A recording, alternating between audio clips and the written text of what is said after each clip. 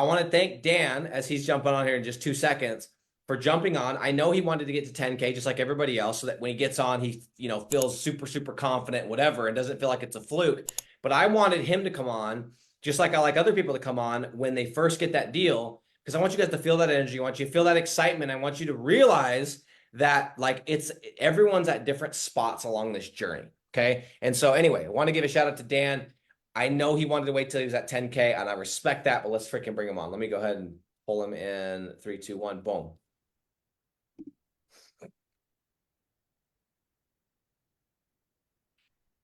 Porter, I'll let you lead this, bro. Let's go. All right. Hey, I think you might want to change the view so you could see all three of us. Yeah, hold on, hold on. What's up, Dan?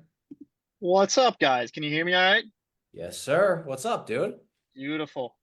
Not much, guys. Yeah, I wish I was in the van for this interview, but I'm in a hotel up north and we're snowboarding with my nephew. So it was like, it was last week, like we hoped, but I would have been in the van. But hey, this will work.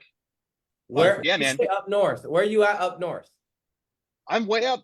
You probably have seen the city Duluth, Minnesota, Yeah. but it's northern. It's like Grand Marais. It's way up the shore on Lake Superior. Dude, that sounds so cold. It's honestly, it's way too warm for whatever reason right now. Like it's unusually warm.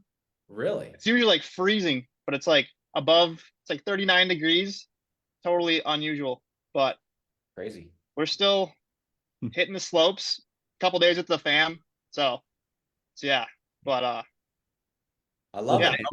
Well, Dan, that's hold on. I just want to say this, bro. I don't know if you heard this, and I'm gonna let Porter kind of lead this out. But yeah, man, I want to say thanks for being on. I know that like everybody, when they get a deal, they're like, yeah, I got the deal, but I want to get to 10K before I jump on because I want to, have that like tons of confidence. But I'm telling you that more people relate to somebody who just got that first deal, that just kind of got started, than the person that's at 10K, 15K, 20. Like by the time you get to those numbers, they're like, oh, dude, that guy, he can do it, but I can't. So thank you for jumping on. We're going to have you again when you're at 10K, but we want to just freaking get the secret sauce and learn what's worked for you, what hasn't, and hopefully we can help at least one person on this call today. Absolutely, man. No, hopefully I can help somebody. Yeah. And it's been some learning curves. Yeah, getting that first deal even. Yeah, dude, dude, I want them to hear your story. So what did you do? Like, when did you start traveling? Like, when was that like kind of your thing when you started just hopping in your van and going? Yeah, well, totally. I've always just binged YouTube. First, I delivered pizza forever, and I fell in the rabbit hole of like van life YouTube videos. And then, so I wanted to do the van thing, but I knew I needed to make money remotely. So I picked up Amazon FBA, and that was like the start of 2020. I got that going within like a year, had a decent enough income to do that. And so that's, getting me by. Now I got my first deal. So, but it's just this constant, yeah. And so it's constant, like, you find one product that does well for 6, 12 months, and then it falls off. It gets too competitive, and it's like I got to find another couple products, and so it's not very sustainable, is what I found. So Yeah. just kind of wanted to find something that's also remote and has some more sustainability, and you know, so that's where I am now, and super excited to be here. Yeah. That's awesome, dude. So you started traveling, and then so you were doing Amazon FDA or whatever were you in your van doing that at the same time? No, I was delivering pizza, had that going, and then I built out the van like in that area time, and moved into the van once I already had the Amazon FBA thing kind of get me by. So Then you switched over. right, yep. And so yeah.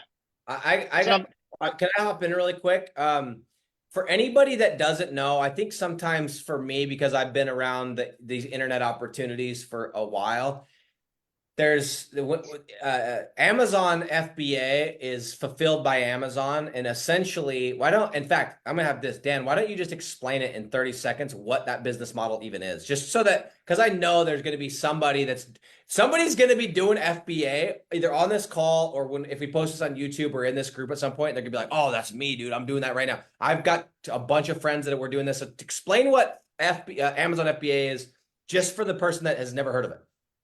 gotcha. Yeah.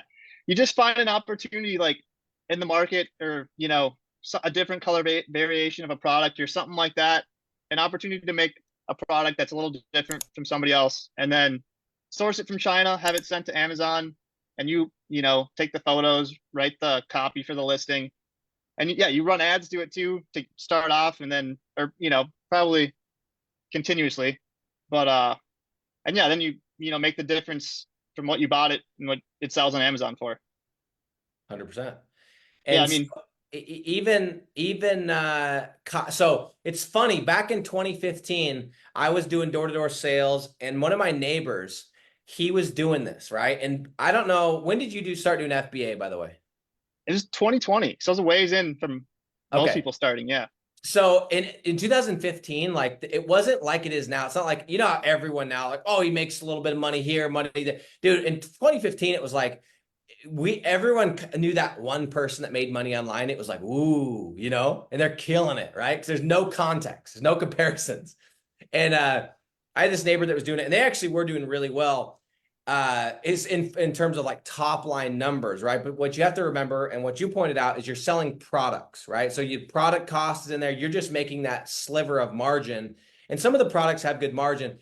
But what I want to talk about, so that's FBA, right? Is you're basically finding a product, you're putting it on Amazon, and you're doing the copy, you're doing the advertising, you're running ads, very similar to this, but you're just taking a little portion, but you don't have assets, right? Because at any time, and I don't know if this happened during the time that you were doing it, Jeff Bezos can decide he's going to give you a less percentage. 100%. Right. Yeah, and if it's not that, it's just like everyone else sells the exact same product too. Like before you know it, you were the first one to the market with that, but now there's 50 of us all selling the same thing, and it's just a race to the bottom on price, and it's just like constant cycle of that. And so unless you have like a really strong brand presence, like it's just tough to keep going for a long period of time. So So what attracted you? And I know the reasons for me, but for somebody that's either in FBA or is watching this, thinking about doing FBA versus rank and rent, what attracted you, stood out about rank and rent versus FBA? And I know like we're going to talk about your first deal, but like I wasn't totally aware. I think this is really valuable because there's a lot of people that look, when they're looking at opportunities, they're looking at FBA, they're looking at drop shipping, they're looking at, you know, whatever. And then they're like, how does it compare to this? So tell us, what was so attractive about this compared to that? man, I've been wanting to get out, like, you know, build something more sustainable for a while now. So this last year, I've just been like going down every, you know, rabbit hole of how to make money basically. And I was really attracted by the, you know, business acquisition, right? Like buying a business, like using a loan or whatever and all that. And then I stumbled on this too after that and saw how like this would help speed that so much, and just learning these skills of like bringing in jobs. And then I saw like, yeah, I'll buy a business, make 10K a month, and hopefully I can hire employees. But then I get that huge loan to pay off too.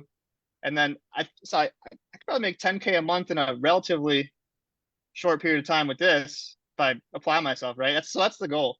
I thought Yeah. I really like this, and thought, hey, this makes sense. The way that I look at this is like, just like you said, no matter what you decide to do, right? No matter what business, this is going to feed into it. It's only going to help, right? Learning marketing, learning SEO, learning how to generate leads. I don't care if you run a tanning salon. I don't care if you freaking have a concrete company. It can only help you. And it's kind of the same thing, I think, with a lot of people that their goal is to get into real estate, right? I want to buy real estate. I want to get passive income. And it's like, yeah, but you need a lot of cash. What if you could learn a skill set that can get you that cash flow coming in quicker? You can get out of your job, you can make that cash, have excess cash, and then you can go put it into these things. So I think people have like, and that's the cool part, man, is if you decide you still want to go buy a business, now you can go get up to, 10,000, boom, your monthly nuts covered, get to 20,000, 30,000, start packing away cash. And then you could just go buy a business and you could pay for it and not have a loan. And you have the marketing skills. Exactly. Right. So to me, this is like the most perfect skill set to learn, make money, get out of the rat race, start stacking cash. until you actually figure out what you're going to do. Because a lot of people think they want to buy a business and then they start doing it. They're like, oh, this actually sucks. I'm tied to this location. I can't travel. And what business were you going to buy, Mr. Travel the World? What kind of business were you going to buy that you could just pack up in your van? Man, that was one problem is I don't know where I'd settle, like, because I'd have to probably buy a, like, yeah, something in an area. I'd have to kind of settle down in some area. And I'm not sure where I'd like to stay yet. I've traveled the States and I'm still like, man, I don't know what city I'd even like to kind of relax in. But I've been in the van like 2 years now and I'm seeing it like, okay, I can give it another year max. I kind of got to start thinking about the next move at least. So, Yeah. But right. I think it's cool. And that's another thing is like when you look at a business opportunity, you could buy a small business, but like what it doesn't allow you, it doesn't not give you location freedom. That's the problem, right? You have to. And so Exactly. what I would recommend for anyone that's like not sure if they want to get into rank and rent, and by the way, this may not be for you, right? You may be allergic to money. You might be. I'm allergic to cats. You might be allergic to money. But if you're not allergic to money, what I would recommend, and it's funny, this happened to me today. I was sitting at the gym, pulled up, and this guy tapped on my car, on my window, and I have this happen a lot. He's like, because my car attracts a lot of attention. He knocks on my window, he's like, dude, what do you do? And I was like, I generate leads. And he's like, dude, I need some advice. I've never met this dude in my life, right? What the hell's his name? Can't even remember. He's been texting me all day. And of course, I told him to come into this group. But he started asking me about, what he should do. And so I gave him my number. We started texting and I was like, dude, do you know what you want? Like, what do you actually want? And he told me, and like the advice I always give is get a piece of paper and write down what the business model needs to include, right? Because if you don't do that, if you don't set constraints, then you can make money doing a lot of things, man. You can make money being a bartender. You can make, I'm sure there's some bartender somewhere making six figures or a couple 100,000 because they're doing it at the best spot in downtown New York. I'm sure. But for me, and I'm sure this is the case with Dan, is I sat there and I went, I want to be able to make seven figures. Boom. Okay. Anything that doesn't allow me to make seven figures, or I don't know someone making seven figures, out. I want to be able to do it remotely because I want to be able to travel. I want to be able to not have someone control my paycheck, right? Which means FBA is out because Jeff Bezos can come in, change my commission, and I can't do anything about it, right? So then FBA is out. And I started it has to be recurring. I sold door to door. I knew what it was like getting paid once and going, oh my gosh, that's great. Now I got to go do it again and again and again. Had to be recurring, had to be scalable, had to be low-ish barrier to entry. I don't want to go take out a $100,000 loan. And I just started making a list. And guess what? I found this.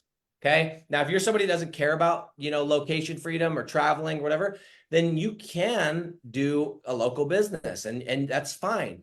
But what I would say is make sure you write down what you want, figure out what you want, and then go find the business model that matches it. So anyway, Porter, let's walk through this first deal. I could talk about this stuff for hours. I get a little sidetracked. So let's have Dan walk us through this first deal and any lessons that he learned doing it. Perfect. So Dan, when did you first start Rank and Rent, and then when did you get your first deal? What was the time frame like? Yeah, I learned the rank and rent before without the ads model, and then joined this group in like September. So it was more like 90 days for that first deal. It's more like 3 months, but yeah, like 3 months in, and it took a lot of persistence too. I had a handful of ads or like campaigns that didn't work and stuff. So. Yeah. So was it 3 months like from you knowing what Rank and Rent was? So how long have you been in the group? Like a month or 2 months? Oh, Digital Landlords or yeah, since September, like the beginning of September, or was it the end? Yeah, no, beginning of September. Yeah. Gotcha. That's awesome. So what niche did you go into? What was your first deal? Oh man, well, I tried tree service right off the bat, and like I was watching a bunch of videos, and I think Nick mentioned in one of his YouTube videos like tree service is maybe a little too saturated nowadays, and so I was like, man, shoot, let's try.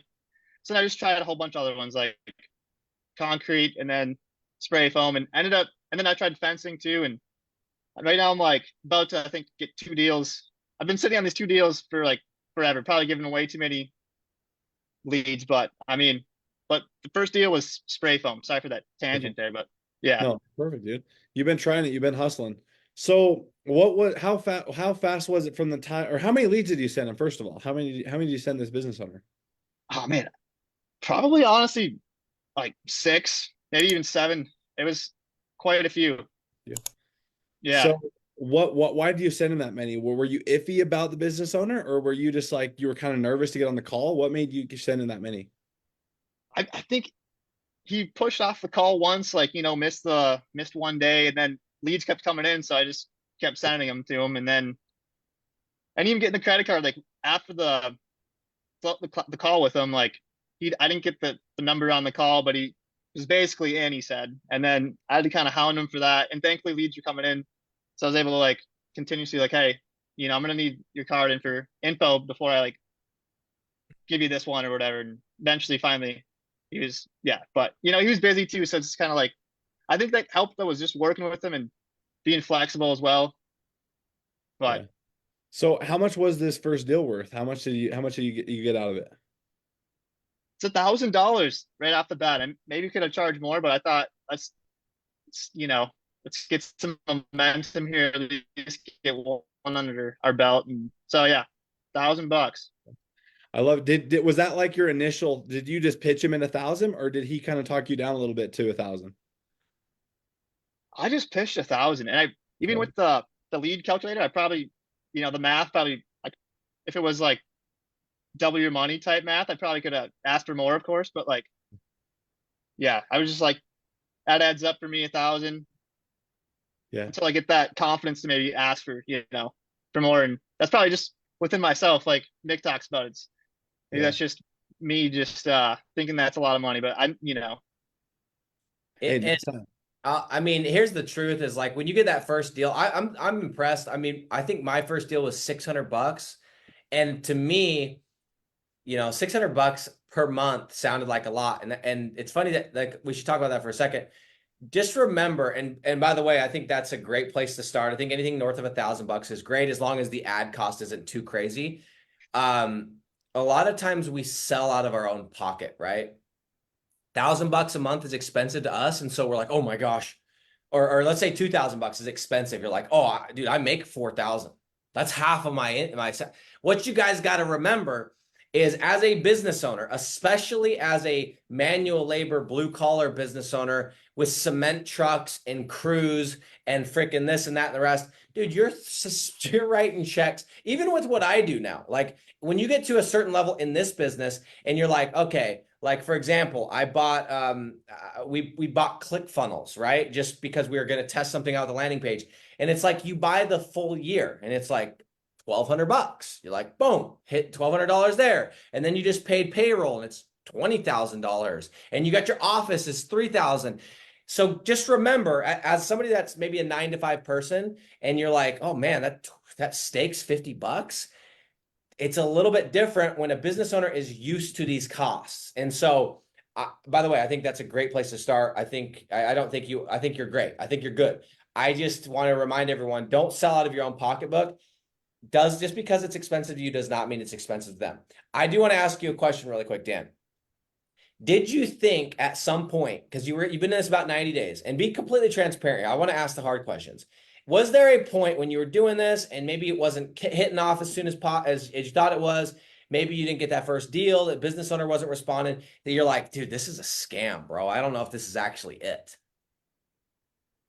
dude, I don't think I ever thought it was a scam. I just wondered if I could pull it off, and I kind of knew I could. It's just like a matter of time type of thing, and finding Okay. the right you know series of events, like the right combination of niche and business owners I can get a hold of and stuff that I can find, and like you said in one of your calls, like first deal just might be the lay down where the guy's just, he's ready for somebody. He's hungry to grow, and you found the right guy. And I think that's kind of what this was. He was a younger guy who's like, looking to grow his business and ready to hire people too if he needs. And so I think he was pretty much sold once because he did close a deal from the leads I sent him, Oh which yeah. was, I think that was made it easy too, because I've already put money in his pocket. Like I've heard Amon say in one of the interviews you guys do is like I'll send you leads until I make you money or something. I don't know if that's totally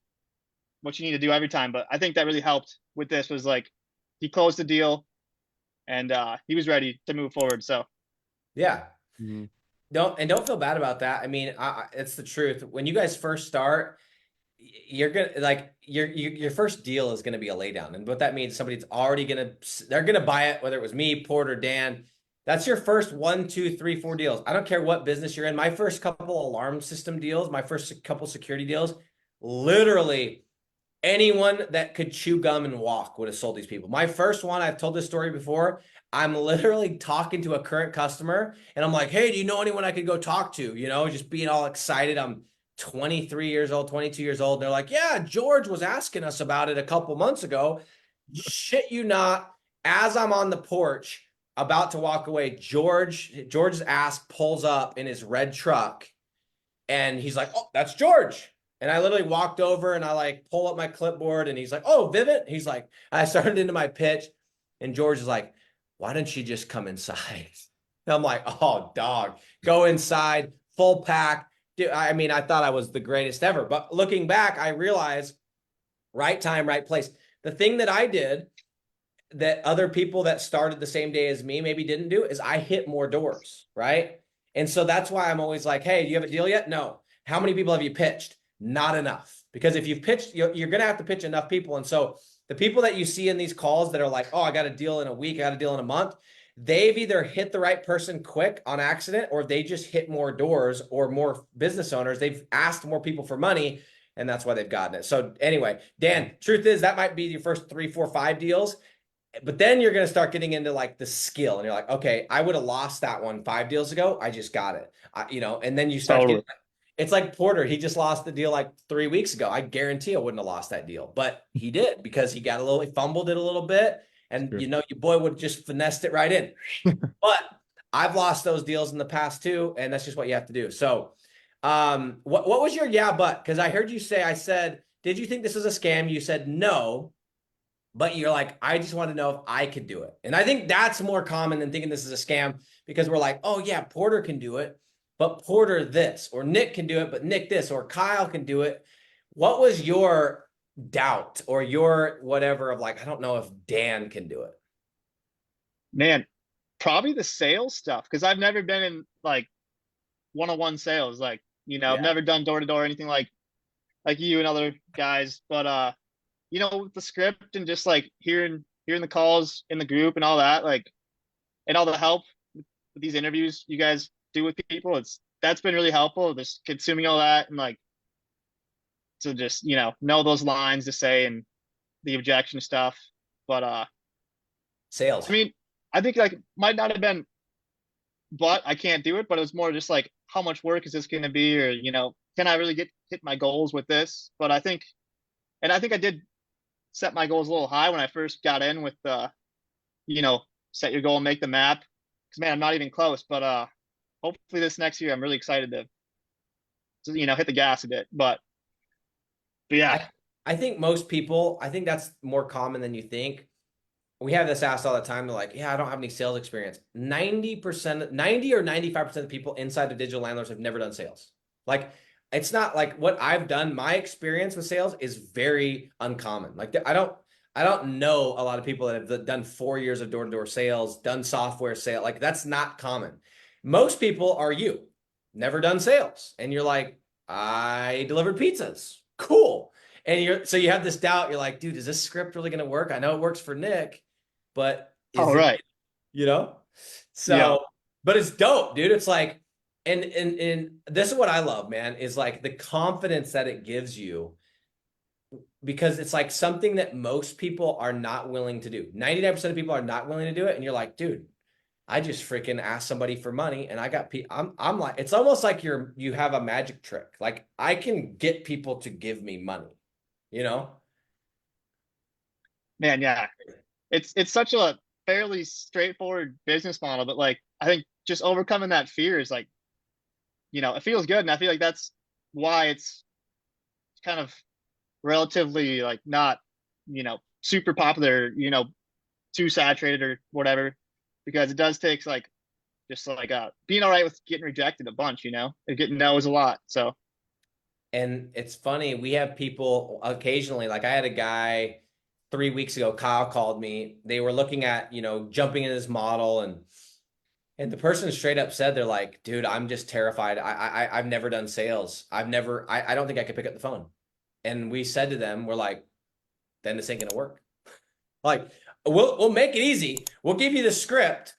But if you're so scared of this, I don't know what this is made out of, plastic, metal, titanium, whatever the hell it is, that you are more scared of picking that up than you are of what your future looks like, then I can't help you. And that's the reality, man. It's like, I know there's a lot of programs out there. I know there's a lot of business models out there that like, you don't have to cold call.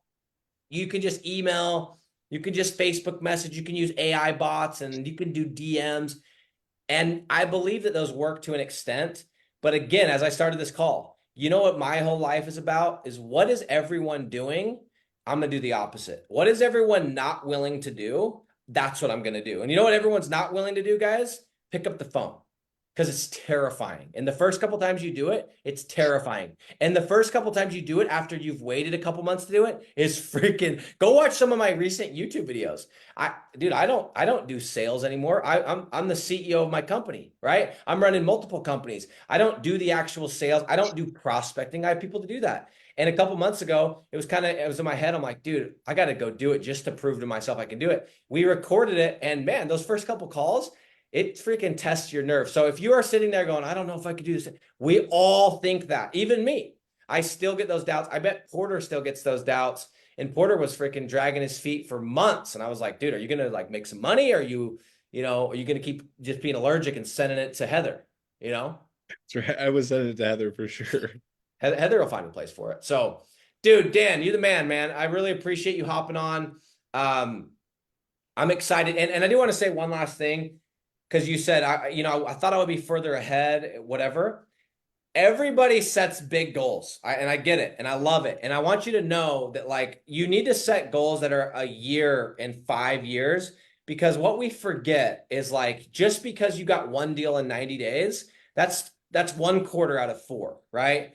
If you think for 1 second, quarter 4, if you keep doing what you're doing, you keep putting in reps, you keep doing it every single day, if you think for 1 second, quarter 4 is going to be the same to quarter 1, you're crazy. Because by quarter 3, you're going to be humming. And you're going to just need one good 60-day window to add a ton of business. I added $25,000 in recurring business in August of 2021 in 1 single month. So don't think that you're out of the race. Just keep doing those needle moving activities every single day and wake up and pick your head up in a year and see where you're at. 100%, man. I love that. And yeah, even just getting that first one, I feel the confidence already. They're just helps me know I can get that next one. So absolutely, yeah, man. Okay, bro. Appreciate you. Everyone else, thank you. Appreciate you guys. Have a great New Year's. Set your goals, and we will see you next week. Thanks, Porter. Peace.